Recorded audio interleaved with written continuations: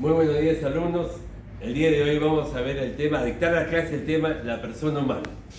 Pero vamos a dividir a la persona en tres partes, para que se entienda mejor. Porque la persona, en el primer término, tiene cuerpo y alma. O sea, el cuerpo físico y el alma. Si nosotros analizamos bien una persona, fíjense cómo se va a dar su proceso. Sujeto a leyes biológicas. Nacimiento, desde chico, ¿no? Vamos a hacerlo un poco más resumido, pues, para que se entienda, ¿no? Va poco a poco creciendo, gatea, lo que se decían los filósofos, es un animal de cuatro patas, gatea, porque usa los pies y las manos, va conociendo su espacio, todo, después va creciendo y se convierte en un bípedo, ¿no? Dos pies, ¿no? Nutrición, crecimiento, reproducción, ya. Y cuando ya se está llegando a la parte de muchas, o la mayoría de personas no queremos llegar, previa, o sea, ya la senectud, ya se vuelve un animal de tres pies. No todo, fíjense, sus dos pies y el bastón. O sea, no todos, pero la mayoría suelen suceder. Pero ¿qué le da movimiento a ese cuerpo humano? El alma. Sí. Pero ¿cómo que el alma? Hay algo internamente de nosotros que nos da movimiento. Permítame poner un caso, porque yo lo he vivido y yo lo voy a contar. Mientras mi padre está enfermo, obviamente vivo, para cargarlo, pesaba, era un hombre después de 66 años, pesaba. Pero cuando ya muere, cuando fallece, lo levantamos y lo movíamos de un lugar a otro y decía, qué raro, pero lo movimos como si fuese una marioneta y no pasa nada. El alma ya se había despegado del cuerpo, o sea, se le había quitado el peso y era pues un ser sin movimiento. Eso es. Leyes biológicas. Sí. Pero ese ser humano es individual. Pero ¿cómo? Si viene un ser llamado mamá, está bien, pues, pero es uno solo. Porque cada persona es un ser totalmente individual, vive su propia vida. Sí, ¿no? Es distinto a todas las personas de la especie humana. Tiene sus características diferentes. Su movimiento, sus ojos, color de pelo, cómo camina, cómo se viste. Por eso se dice, vive su propia vida. No depende de nadie. Y esa es una unidad que no puede dividirse sin perecer. O sea, cuando ya muere, es otra cosa. Y es social porque ese ser individual tiene que convivir con otras personas de la sociedad, de su medio ambiente, para ser un ser social, un zoón politicón, como decía Aristóteles, un animal social o un animal político. Listo.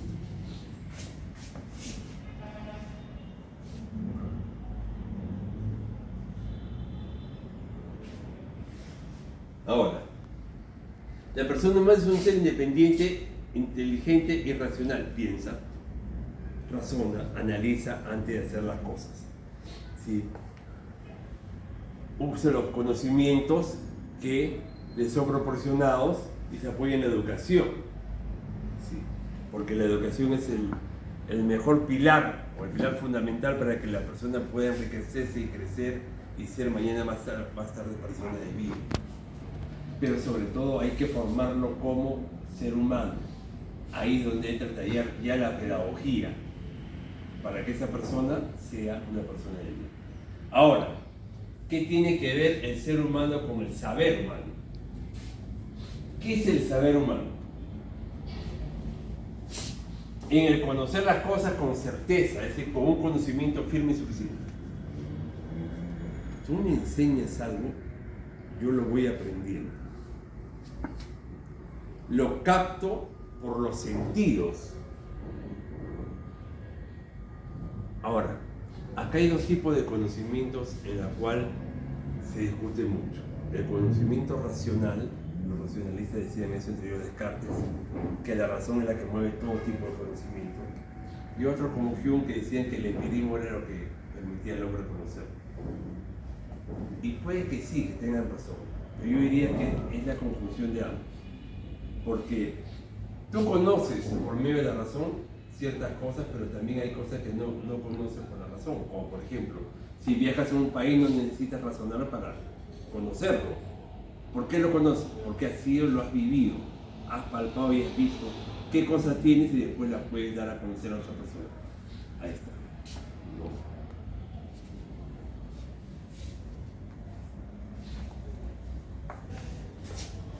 El conocimiento viene del griego gnosis, conocer, ¿no? Verbo o acción, y el conocimiento sustantivo. En buena cuenta, hay dos tipos de conocimiento. El conocimiento doxástico o vulgar, el simple, y el conocimiento científico que necesita una demostración, una hipótesis, ¿no? Que tiene que ser demostrado. Por ejemplo, ¿cuál es un conocimiento doxástico, vulgar? Que no necesito demostrar. Que un equipo o un partido de fútbol dura 90 minutos. Eso cualquiera lo sabe. Pero ¿cuál es un conocimiento científico? Dígame usted, si por ejemplo la inteligencia artificial, no estoy hablando de ahora, pero en un futuro, podrá resolver casos jurídicos y facilitarle a los jueces a que puedan tomar una decisión sobre un caso. Si esto tú lo haces en una tesis, tendrás que demostrarlo. Si científicamente la inteligencia artificial podrá estar por encima de la inteligencia humana. Tus hipótesis, pues. Harás tus estudios, demostrarás y verás. Sí, es posible o no es posible. O de repente alguna investigación de carácter médico, ¿no? Si por ejemplo, vamos a suponer, aparecerá una pastillita que terminará definitivamente con el COVID. No sabemos. Yo estoy poniendo un supuesto. Ya está.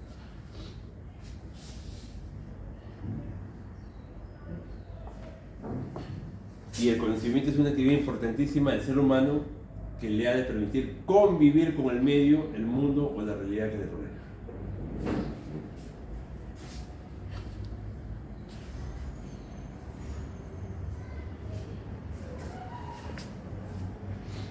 También quiero las corrientes que estudian al ser humano. El naturalismo, que es una corriente filosófica que defiende la tesis de que el hombre es esencialmente naturaleza material.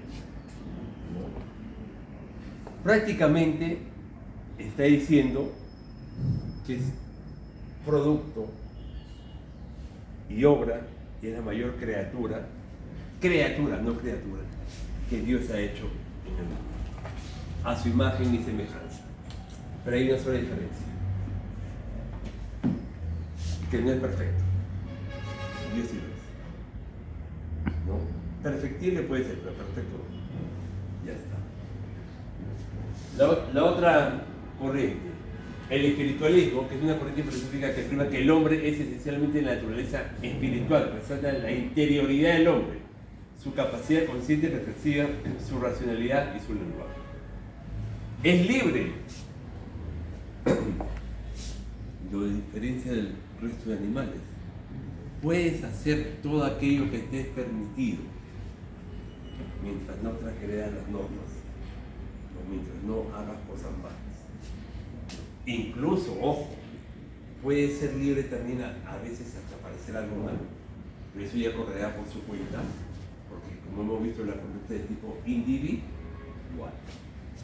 Y el existencialismo, que es corriente filosófica cuyo rasgo fundamental consiste en investigar conceptualmente los principales problemas que se le plantea al hombre durante su existencia.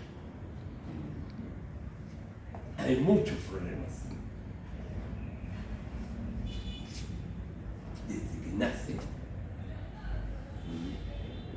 las etapas que va recorriendo a lo largo de su vida, con los diferentes conceptos que tiene de vida, como por ejemplo, ¿por qué tengo que nacer en un determinado momento y por qué tengo que morir en un determinado momento? ¿No? O de tal forma, o qué es la muerte. Estamos hablando de un punto de vista filosófico. ¿Ya? Entonces, hay muchas cosas que el hombre a veces no va a llegar a entender. Puede tener un concepto, ¿no? Pero es a veces conceptos un poco ya mucho más metafísicos en cada término, en que ya tendrá que ser el uso del estudio de la investigación, mucho más profundo. La persona humana es racional, capacidad de razonar, crear y transformar cosas, sí, es la base del ser humano. Moral, porque tiene libertad, capacidad de conocer y distinguir bien entre el bien y el mal. Eso ya es algo tuyo, tu conducta. ¿Y por cuál de las dos vas a obrar? Lo afectivo, pasiones, sentimientos. Lo teológico, de teo, Dios y logos, estudio. La existencia de un ser superior, que también a veces es cuestionable, ¿no? A veces, digo, algunos que creen en Dios sí aceptan esto, otros no creen. Social, nos convivimos con otras personas, ¿no? Dentro de una misma jurisdicción, y educarles por la capacidad de aprender y enseñar. El proceso de enseñanza, aprendí.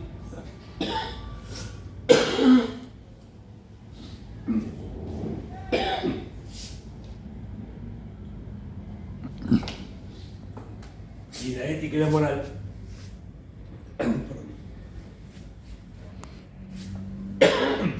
La ética surge como tal en la interioridad de una persona. El resultado, sí, ¿no?, de mi conducta individual, lo moral y lo social. En buena cuenta, esta es la teoría, esta es la práctica.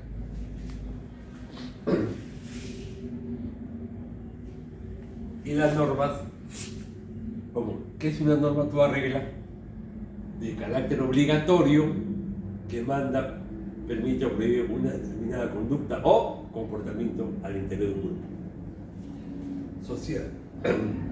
Hay normas morales, religiosas, sociales, en fin.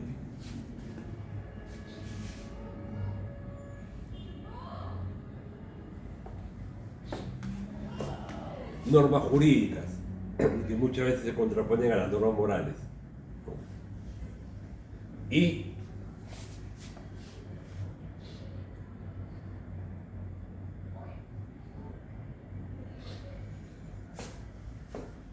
el hombre como sujeto moral, tenemos la libertad de hacer al hombre un sujeto moral. De este modo los actos humanos, sean buenos o malos, ya depende obviamente de la persona, y tiene una responsabilidad, no solamente moral o penal, o jurídica. Por ejemplo, tenemos a la abuelita, los que tienen la suerte de tenerla mayormente, ya de edad, ¿no? Pasan los 80 años. Si se enferma o de repente se pierde por ahí, nuestra obligación como personas que nos nace a nosotros es cuidarla, darle una calidad de vida. Sí.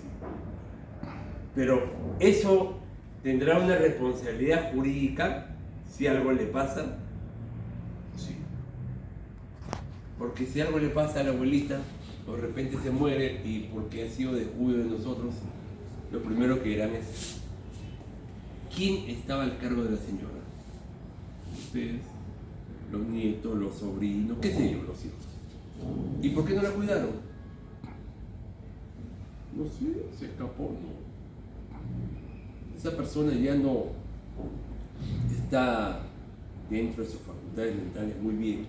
Entonces, nosotros tenemos que hacernos cargo de ella.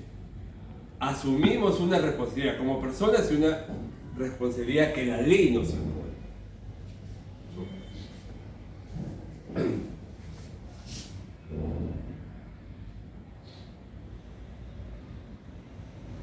¿Y qué diferencias tiene la persona con el resto de seres vivos?